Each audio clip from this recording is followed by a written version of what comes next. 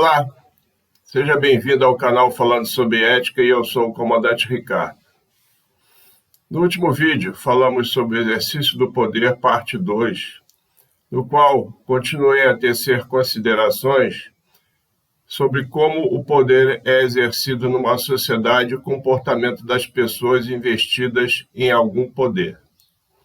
Esse assunto está contido no capítulo 2 do meu livro Ética, Poder e Corrupção, disponível gratuitamente no site da Atena Editora Ponta Grossa, no Paraná, cujo link está na página inicial deste canal.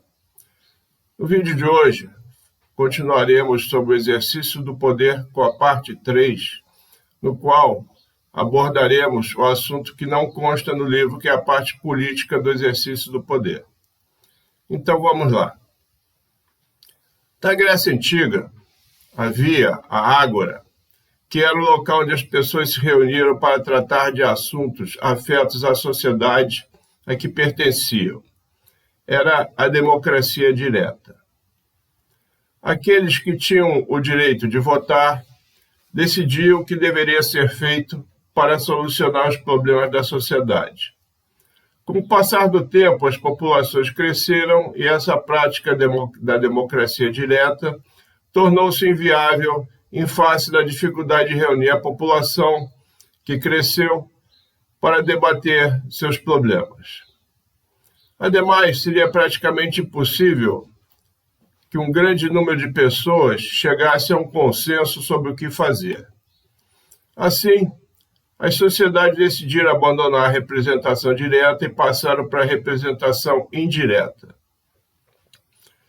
Seus problemas passaram a ser debatidos e decididos por meio do voto, através de representantes livremente eleitos para tal. Lembro que isso só ocorre em países que adotam a democracia como sistema de governo. Desta forma, passou-se a eleger representantes, para que eles debatessem e decidissem o que fazer em nome de seus eleitores. Abro aqui um parênteses para lembrar a diferença entre população e povo. A população é a quantidade de pessoas que habitam num país em uma determinada época, incluindo aí os estrangeiros não naturalizados que moram no país e todos aqueles que estão de passagem. Já o povo é composto daquelas pessoas nativas e das naturalizadas, ou seja, aqueles que podem votar para eleger seus representantes e se candidatar a cargos eletivos, sendo que os naturalizados não podem se candidatar a determinados cargos. Dito isso, espera-se que os representantes eleitos, nos quais o povo depositou sua confiança, realmente representem seus eleitores e cumpram aquilo que se propuseram a fazer durante a campanha eleitoral. Por que digo realmente eleitos aqui no Brasil?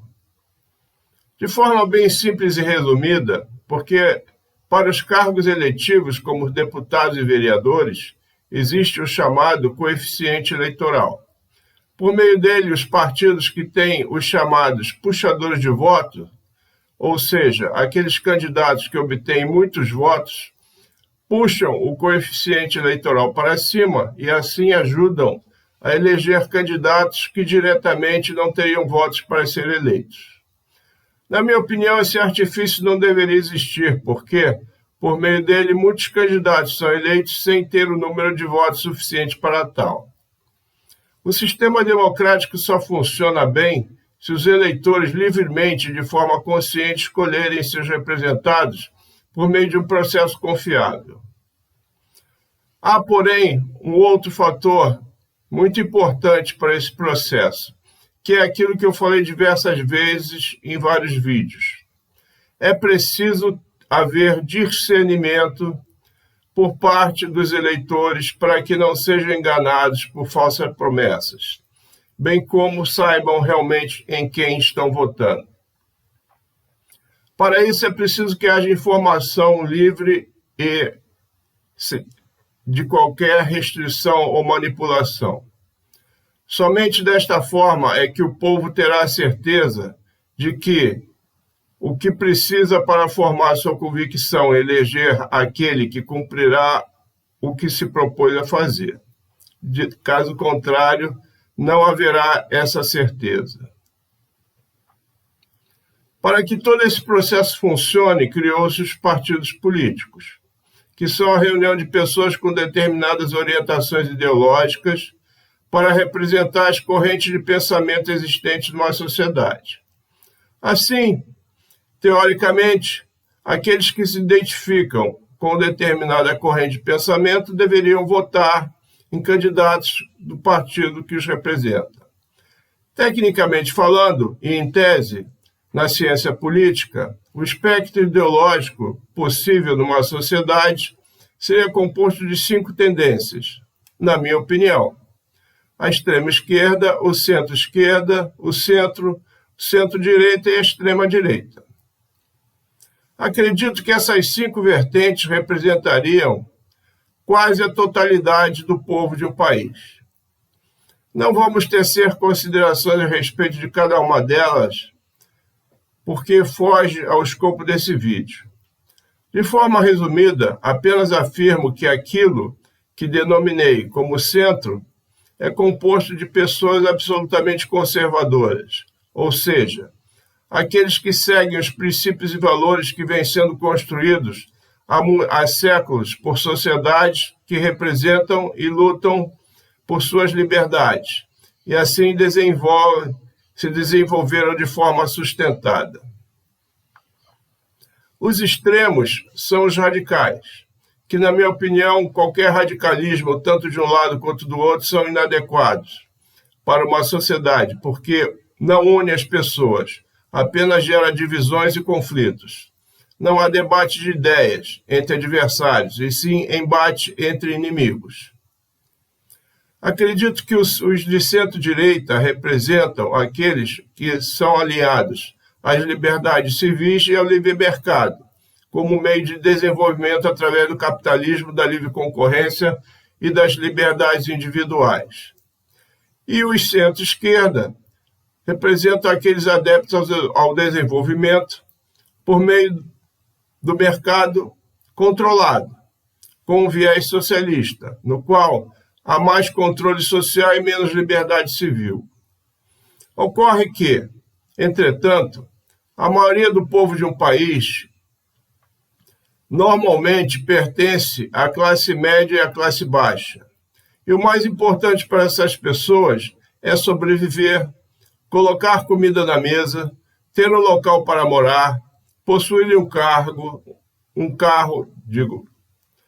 para se locomover, ter trabalho para prover sustento para sua família, ter saneamento básico, ter segurança, escola de qualidade para os seus filhos e um bom sistema de saúde pública. Tendo isso, não interessa qual a ideologia do governo que lhe retribui com os serviços dos tributos que paga. Só sabe que, quando um governo não supre suas necessidades básicas, vota-se para mudá-lo. Mas quando isso acontece e os candidatos fazem suas campanhas ludibriando os eleitores por narrativas falaciosas, normalmente a vida do povo certamente vai piorar. Ouvi um texto muito interessante sobre democracia que trago aqui para você que me assiste hoje. O sistema democrático não é aquele que consegue eleger os melhores para o governo, mas é aquele que tem mecanismo para tirar os piores. Essas minhas considerações são extremamente simplistas e resumidas, só para fazer um link ao próximo assunto que vou tratar agora. No Brasil, atualmente, há 29 partidos políticos registrados. Então eu pergunto, há 29 correntes ideológicas diferentes? A resposta para isso é não. Outra pergunta que eu faço, então por que tantos partidos políticos existem no Brasil? A resposta para isso é a atual Constituição que permite, e o principal motivo é que é um fundo partidário, cujos recursos vêm de pagadores de tributos e serve para financiar essas estruturas partidárias. Outra pergunta: por que os partidos políticos representam corretamente o povo? E digo que dificilmente isso ocorre. Há exceções? Sim. Mas eu afirmo que elas se reúnem, ou melhor, se resumem em atuações individuais de políticos íntegros e éticos que independem do partido a que pertencem. Assim, podemos concluir basicamente que o brasileiro vota em pessoas e não em programas partidários. Com relação aos programas dos partidos que existem hoje, verifica-se que são bem semelhantes. Trata-se apenas de um requisito legal para sua existência sem grande importância na hora do eleitor escolher seu candidato.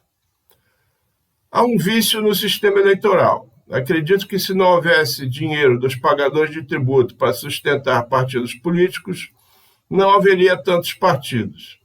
Cito o exemplo dos sindicatos, cujo número foi bastante reduzido após o fim da obrigatoriedade da contribuição sindical, que na verdade era um imposto, haja vista que era obrigatório. Hoje, ainda existe essa contribuição sindical, mas é opcional. As pessoas deixaram de contribuir para os sindicatos porque esses sindicatos não trabalham por ela, ou seja, não as representam. Esse raciocínio pode ser aplicado a partidos políticos, porque a maior parte de suas verbas vem direto do Tesouro Nacional. Assim, o povo só tem importância para os partidos políticos em época de eleição para obter seus votos. Entretanto, há uma situação ruim que surgiria caso os partidos apenas fossem financiados de forma privada. Determinados grupos de pessoas com grande poder aquisitivo dominariam a sociedade por meio da política, pois isso seria a fonte de recursos para os partidos políticos. Acredito que o meio termo seria estabelecer na prática o que já existe, mas que por vários motivos de cunho pessoal ou de grupos não é cumprido, que é a cláusula de barreira. Trata-se de se estabelecer um mínimo de representatividade, como existe em outros países. Ou seja, votos para que um partido faça parte do parlamento e edite leis. Quanto mais alta a cláusula de barreira, menos partidos teríamos no Congresso. Isso iria certamente depurar nosso sistema representativo, inclusive com a economia de recursos para o Tesouro Nacional. Iria facilitar o funcionamento de todo o sistema representativo e o exercício do poder pelo povo seria mais efetivo.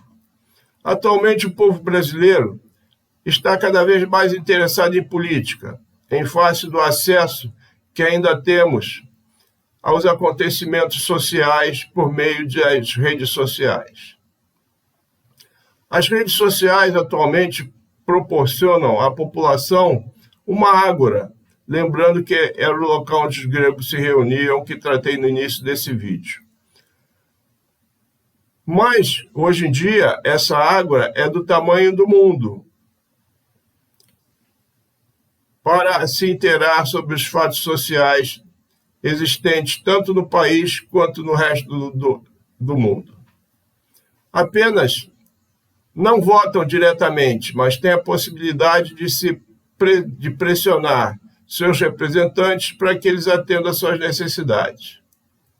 Assim, o interesse pela política está gradativamente aumentando, e isso é muito bom, porque o exercício da política tem grande importância para uma sociedade democrática. Será por meio da política que seus problemas sociais serão resolvidos. Finalizo o vídeo de hoje lembrando que é muito importante para o povo aprender com a história e lembrar do desempenho de seus representantes no último mandato antes de votar numa nova eleição. E acompanhe o desempenho do candidato no cargo, lembrando que os homens de coragem e éticos colocam os princípios antes de seus cargos. Bem, por hora era isso que eu queria transmitir para você, que me prestigia no dia de hoje com a sua atenção. Deixo aqui meu muito obrigado. Finalizamos essa parte do exercício do poder. Se gostou desse conteúdo, deixe o seu gostei. E se desejar, compartilhe esse vídeo e inscreva-se nesse canal. Se tiver alguma dúvida ou pergunta, deixe nos comentários. Até o próximo domingo, quando falaremos sobre um tema que resolvi inserir aqui, porque assisti uma reportagem no qual surgiu uma notícia de que a população não está muito interessada na ética porque não entende muito bem o que significa.